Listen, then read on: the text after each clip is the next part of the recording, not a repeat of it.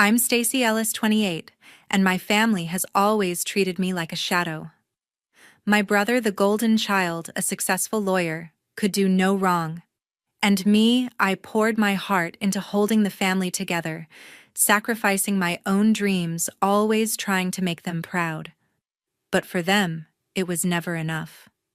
They smiled at my brother, patted his back with pride, while I only received cold stares and sharper words. "Why can't you be more like him?" they said, their voices cutting straight through me like blades.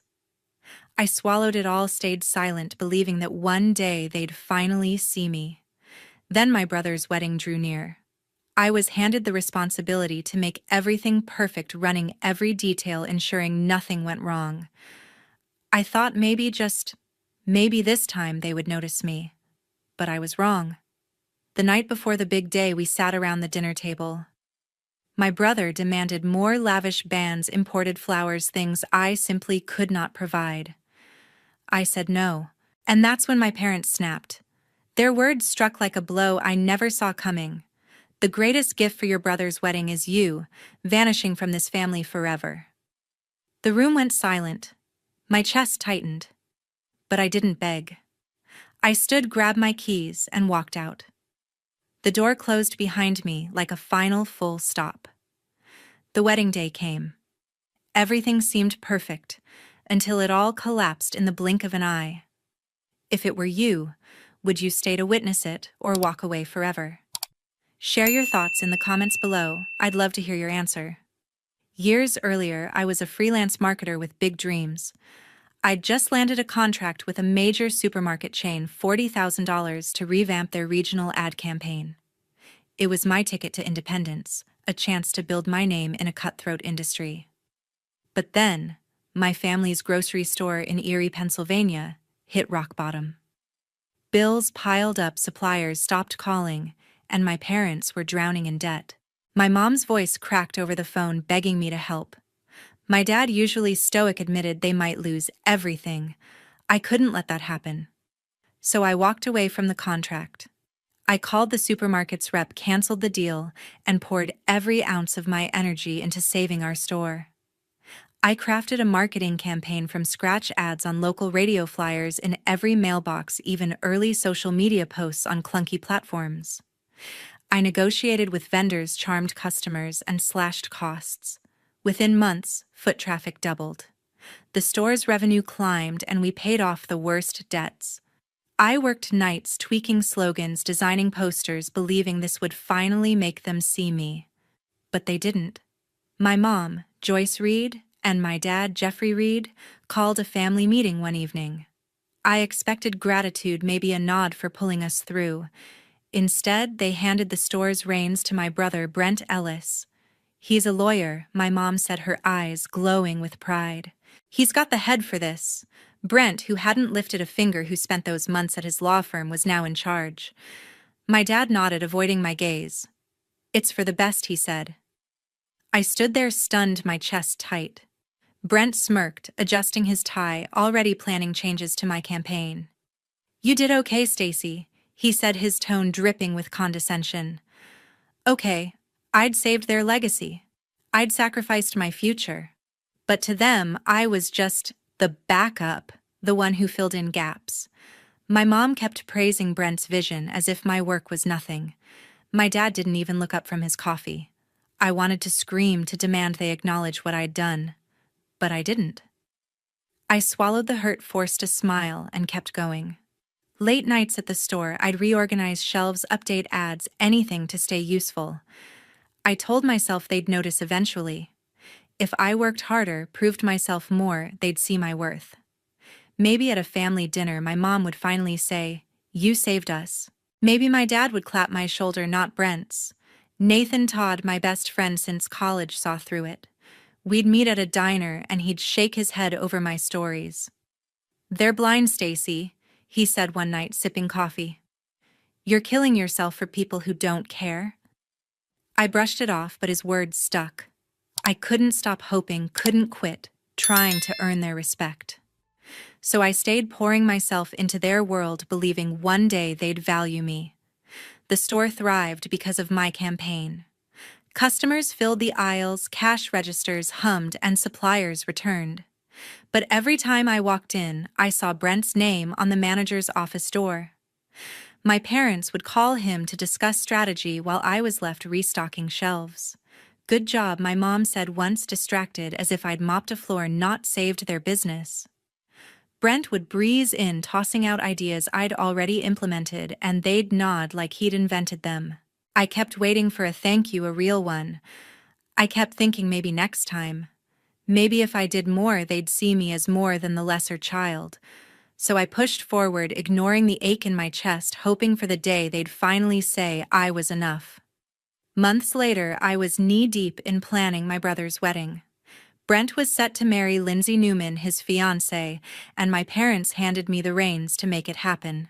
They didn't ask if I had the time or money, just expected me to deliver. I'd been freelancing as a marketer, scraping by, but I dipped into my savings $10,000 to cover deposits for vendors, a venue, everything. I wanted it to be perfect, not for Brent, but to prove I could do something they'd value. I spent weeks calling caterers, florists, photographers, locking in every detail. I picked a menu: roast chicken, garlic, mashed potatoes, summer salads to fit the budget. I met with vendors in Erie, haggling to keep costs down, double-checking contracts to avoid mistakes. But Brent had other ideas. He didn't just want a wedding, he wanted a spectacle. "Get a string quartet from Pittsburgh," he demanded over breakfast one morning, scrolling through his phone. "And those rare orchids from overseas, Lindsay saw them in a magazine." I explained the budget was tight, that my savings were already stretched thin. He rolled his eyes. "You're always cutting corners, Stacy. Make it happen." My mom, Joyce, chimed in, sipping her coffee. "He's right. This is his day. Don't mess it up." My dad, Jeffrey, just nodded, flipping through his newspaper. Their words stung, but I kept going, thinking maybe a flawless wedding would finally earn their respect. I worked late nights, emailing vendors, adjusting plans. I found a local band willing to play for less, booked standard roses instead of imported flowers. Every choice was calculated to balance Brent's demands with reality. But he kept pushing. One afternoon he called, insisting on a celebrity DJ from Cleveland. "It's only a few thousand more," he said, like it was nothing. I reminded him I was funding half the wedding myself. "Figure it out," he snapped, hanging up. Joyce overheard and shook her head. "Why can't you just do what he wants?" she said. Jeffrey glanced up, muttering, "Don't ruin this for him." I felt dismissed, like my efforts were invisible. I'd spent hours coordinating, sacrificing my own projects to make their vision work. Yet every step they criticized. At a family lunch, Joyce pointed out a typo in the invitation draft I'd shown her. "Careless," she said, tossing it aside. Brent smirked, adding, "Typical Stacy." I wanted to snap back to tell them how much I was carrying, but I bit my tongue. I kept tweaking the seating chart, confirming deliveries, hoping they'd see the work behind it. Nathan noticed the toll it was taking. We met at a coffee shop in Erie one evening, and I vented about Brent's endless demands. "He wants a custom ice sculpture now," I said. Exhausted. Nathan leaned forward, his voice firm. "Stacy, you're bending over backward for people who don't appreciate you. Stand up for yourself." I shrugged, stirring my coffee. "If I pull this off, maybe they'll finally see me." He shook his head, unconvinced. "They won't. You're worth more than their approval." But I couldn't stop. I kept at it, calling the venue daily, ensuring the linens were perfect, the cake ordered. I even paid an extra deposit to secure a backup generator just in case. My savings dwindled, but I told myself it was worth it. If I could deliver Brent's perfect day, maybe Joyce would smile at me for once. Maybe Jeffrey would say something other than "Don't ruin it." I poured everything into the wedding, believing it was my chance to shine. Brent's demands kept escalating. At one point, he texted me a link to a luxury catering service, insisting on caviar appetizers. I called him, explaining it would blow the budget. "You're embarrassing me," he said, his voice cold. Joyce overheard when I visited the house, and she sighed. "Just do what he asks, Stacy. It's not that hard." Jeffrey nodded, not looking up from his TV. Their dismissal burned, but I kept working, adjusting plans, hoping the wedding would change how they saw me. The night before the wedding, I sat at our family's dining table in Erie, the air thick with tension. My mom had cooked her usual roast, but no one was eating. Brent leaned back in his chair, scrolling through his phone while his fiancée Lindsay picked at her plate. My dad sipped his wine, barely glancing up. I'd spent months planning Brent's wedding, pouring $10,000 of my savings into it, but tonight felt different, like a storm was brewing. I braced myself, hoping for a quiet evening. Brent broke the silence. "Stacy, we need to upgrade the menu," he said, not looking up. "Add lobster tails and that vintage champagne from Napa Valley. Oh, and hire that photographer from Pittsburgh, the one who shot the governor's gala." I stared at him, my fork frozen. Lobster tails champagne that cost $500 a bottle, a photographer charging $3,000 a day. I'd already stretched my savings to the limit, covering half the wedding's cost. "Brent, I can't," I said, keeping my voice steady. "I've already paid for everything, the venue, the band, the flowers. There's no money left." He scoffed, tossing his phone on the table. "You're always so cheap, Stacy. This is my wedding. Make it happen." Joyce set her glass down hard, her eyes narrowing. "He's right," she said. "This is a once-in-a-lifetime day." "Why are you being so selfish?" Jeffrey looked up, his voice gruff. "Don't ruin this for your brother." My chest tightened, their words cutting deeper than I expected. I'd given everything, my time, my money, my energy, and they still saw me as the problem. I tried to explain. "I've spent $10,000 of my own savings. The budget's maxed out. Lobster and a celebrity photographer aren't possible." Brent rolled his eyes, leaning toward Lindsay. "See, I told you she'd skimp on us." Lindsay stayed quiet, avoiding my gaze. Joyce folded her arms, her voice sharp. "You've always been like this, Stacy. Never stepping up when it matters." Jeffrey nodded, adding, "Brent deserves better than your half-hearted effort." Half-hearted, I'd worked nights, haggled with vendors, made their dream wedding possible. But to them, it was nothing. I pushed back, my voice rising. "I've paid for half this wedding. I've done everything you asked. I can't keep pouring money I don't have into this." Brent smirked, shaking his head. "Then maybe you shouldn't be involved at all," he said. Joyce leaned forward, her eyes cold. "You know what, Stacy? The greatest gift for your brother's wedding is you vanishing from this family forever." The room went silent. Jeffrey didn't flinch, just stared at his plate. Lindsay shifted uncomfortably, saying nothing. My heart pounded, their words echoing like a slap. Vanish. After all I'd done, I wanted to scream, to list every sacrifice I'd made. But their faces, Joyce's glare, Jeffrey's indifference, Brent's smug grin told me it wouldn't matter. They'd chosen him again. I stood my chair, scraping the floor. "Fine," I said, my voice low but firm. "If that's what you want." I grabbed my purse, my keys jangling in my hand. Joyce called after me. "Don't make a scene, Stacy." But I was done listening. I walked out the door, slamming behind me, the sound sharp and final. Outside, the cold, eerie air hit my face, but I felt a fire inside. I'd given them everything, my savings, my time, my hope, and they'd thrown it back in my face. Sitting in my car, I gripped the steering wheel, my mind racing. They wanted me gone. Fine. But I wasn't going to fade quietly. I'd spent months building their perfect day, only to be told I was the problem. No more. I wasn't sure what I'd do next. But one thing was clear. I was done being their doormat. I started the engine, my resolve hardening. Tomorrow, they'd see what happened when I stopped carrying their weight. The next morning, I woke up with their words still burning in my ears. I sat on my bed, staring at my phone, my savings account app open. $10,000, my entire nest egg, sat tied up in deposits for Brent's wedding. Caterers, florists, the band, all paid from my pocket to make their day perfect. But after last night's dinner, their demand for me to vanish forever changed everything. I wasn't going to let them walk over me anymore. I started calling vendors. First, the caterer. "Cancel the order," I said, my voice steady. "I'm pulling the deposit."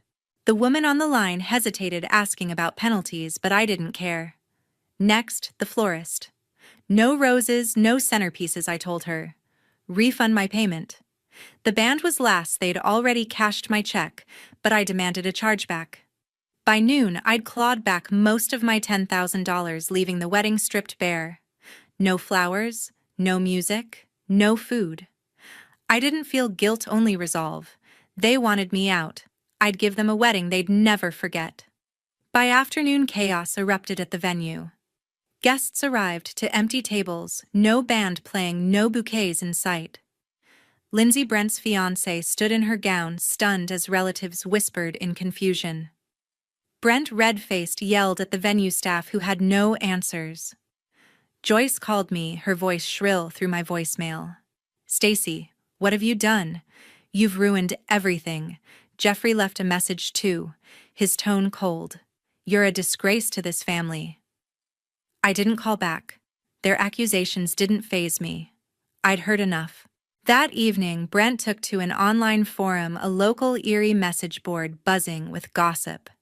My sister sabotaged my wedding, he posted, his words dripping with venom. "She's jealous, spiteful, and ruined the best day of my life." He painted me as the villain, claiming I'd deliberately tanked his big moment. Comments piled up, some from neighbors I'd known for years, calling me selfish, unhinged. Joyce chimed in, replying to Brent's post. "She's always been trouble." Jeffrey didn't post, but I knew he agreed. Their lies spread like wildfire, twisting the truth to save face. I sat in my apartment reading the posts, my stomach churning. Part of me wanted to fire back, to expose how I'd funded half their dream wedding, how they'd demanded more than I could give. But what was the point? They'd never admit they were wrong. Instead, I opened my laptop and started searching for apartments in Asheville, North Carolina. I'd visited once, loved the quiet mountains, the fresh start it promised. Erie held nothing for me anymore, just a family that saw me as disposable. I made a call to a realtor asking about rentals.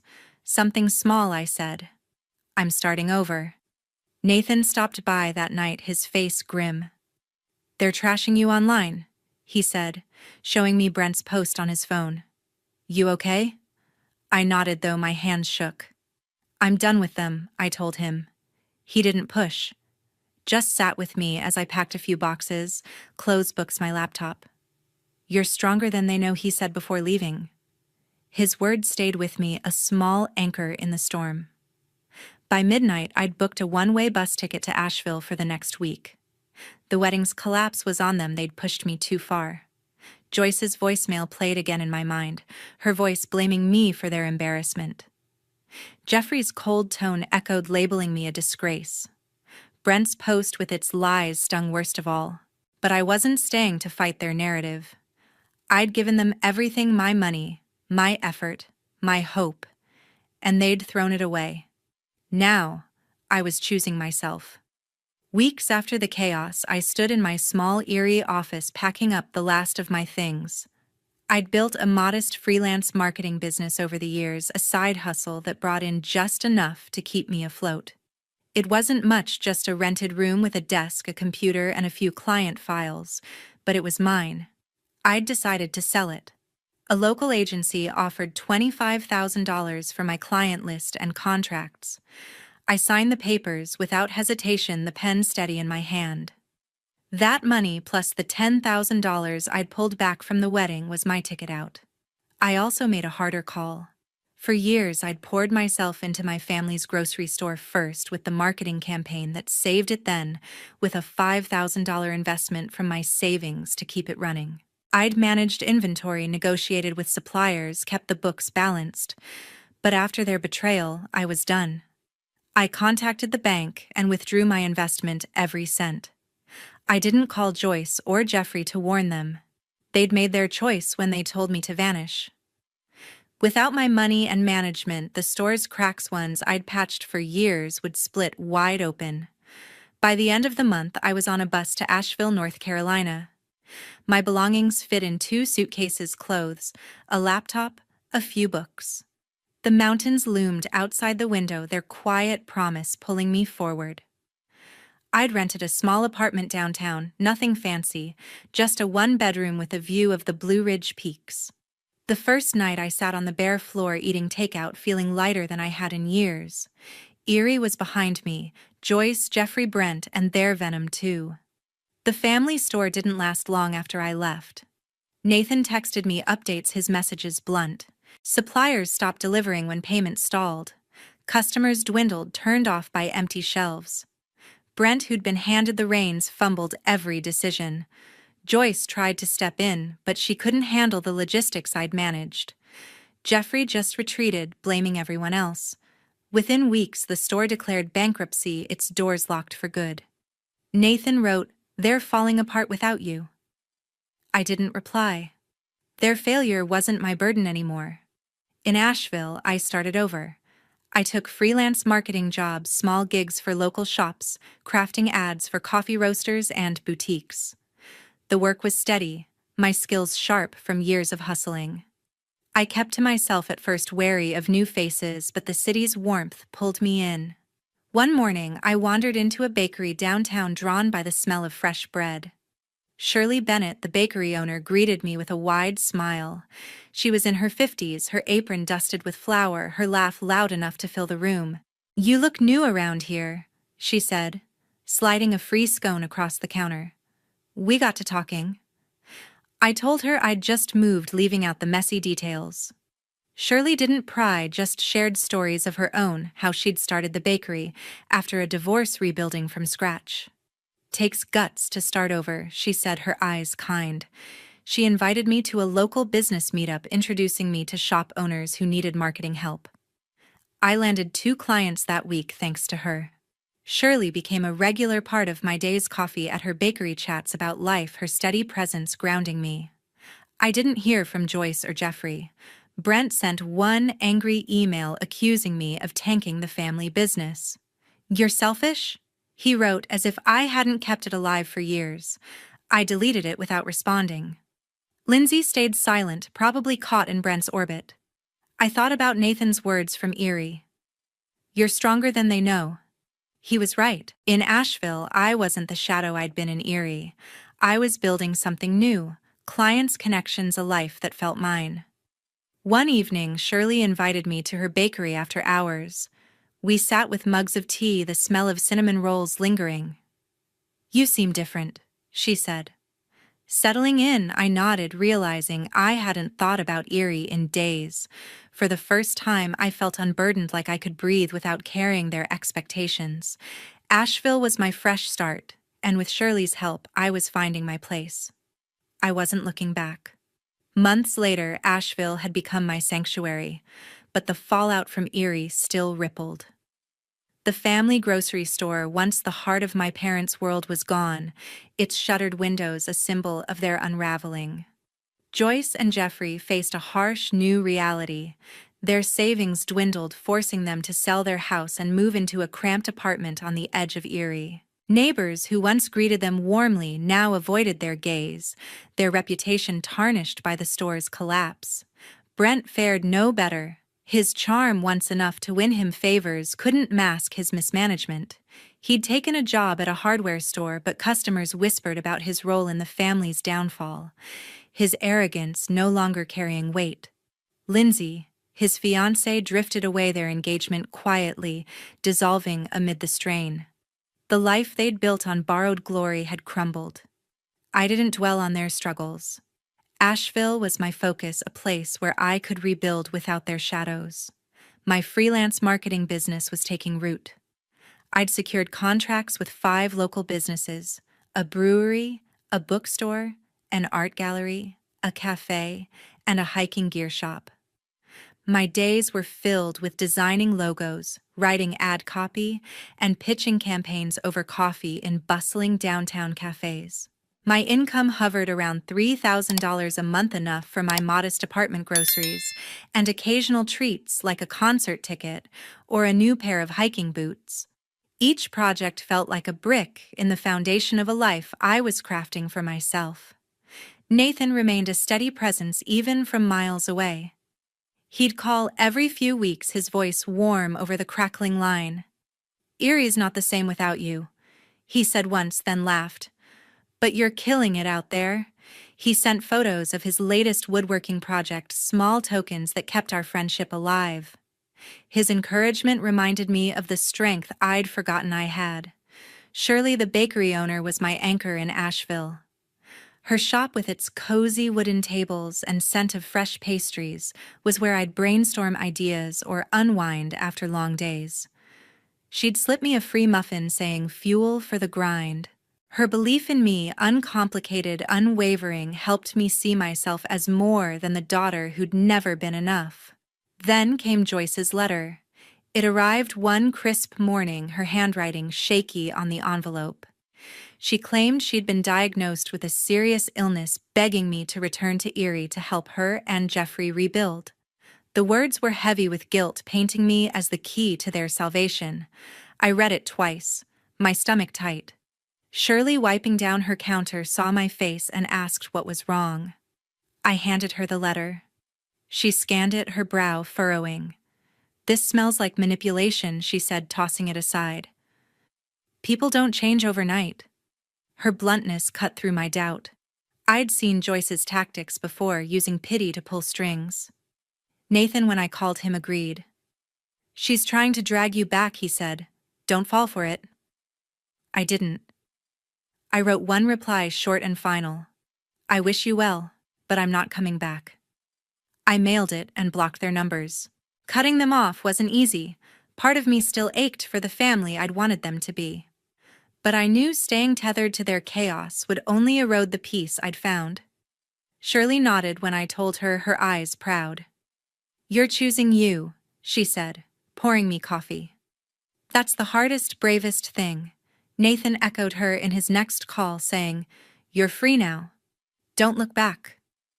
Their support, steady and real, gave me the courage to let go. In Asheville, I was building more than a career.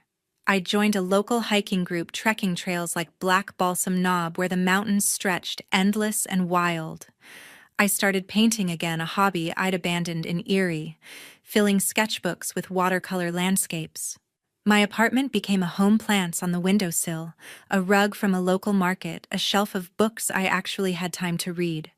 I landed a big contract with a regional tourism board, a 6-month campaign that doubled my income. The work was challenging, but every late night spent tweaking slogans felt like proof of my worth. One evening at Shirley's bakery, I sat with her and a few of her regulars, laughing over stories of Asheville's quirky festivals. A client stopped by, thanking me for a campaign that had boosted his shop's foot traffic. I smiled, feeling a warmth I hadn't known in Erie. The lesson was sinking in. My value wasn't tied to what I did for Joyce, Jeffrey, or Brent.